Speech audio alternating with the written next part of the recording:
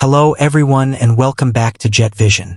Over the past few days, a tragic helicopter crash near Muzaffarabad once again highlighted the importance of Pakistan's military helicopter fleet. The accident claimed the lives of several brave servicemen and pilots, reminding us how critical these aircraft are for both military operations and humanitarian missions. At the same time, discussions have also resurfaced about the condition of Pakistan Army's aging attack helicopter fleet, particularly the AH-1F Cobra. This raises an important question.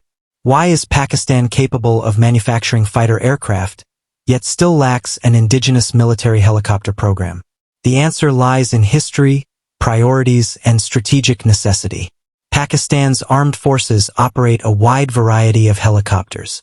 These include attack helicopters, utility helicopters, and heavy transport platforms used in some of the world's most challenging terrains. From mountain operations to disaster relief missions, helicopters play a vital role in Pakistan's defense structure. However, unlike fighter aircraft, helicopters never became an urgent area of concern for Pakistan. For decades, Pakistan had little difficulty acquiring helicopters from foreign suppliers. The United States supplied platforms such as the Bell 412, while Russia provided Me-17 transport helicopters. Other Western countries were also willing to export helicopter systems to Pakistan whenever required. As long as these platforms remained available, there was little pressure to develop a domestic alternative. The situation with fighter aircraft was very different. Following sanctions and restrictions imposed during the 1990s, Pakistan realized the risks of depending entirely on foreign suppliers for critical military technology. Delays in spare parts and uncertainty surrounding fighter aircraft availability created serious concerns. This experience pushed Pakistan toward self-reliance in the aerospace sector. Fortunately, Pakistan already possessed an institution capable of supporting such ambitions, the Pakistan Aeronautical Complex at Kamra. Through cooperation with China, Pakistan gradually developed the expertise needed to assemble, maintain, and eventually manufacture modern fighter aircraft.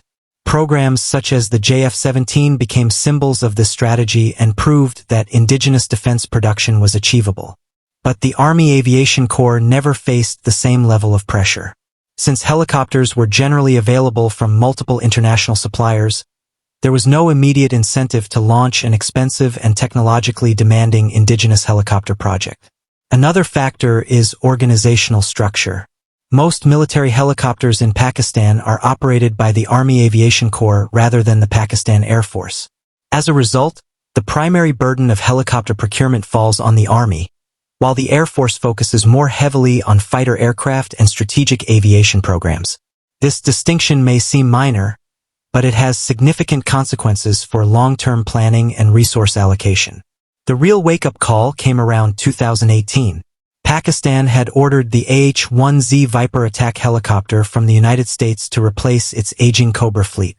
However, those helicopters were ultimately blocked before delivery. At roughly the same time, Pakistan also pursued Turkey's T-129 attack helicopter. Yet the program faced major difficulties because export approval for the helicopter's American-made engines was not granted. For the first time, Pakistan found itself unable to acquire the attack helicopters it needed despite having the financial resources and operational requirement.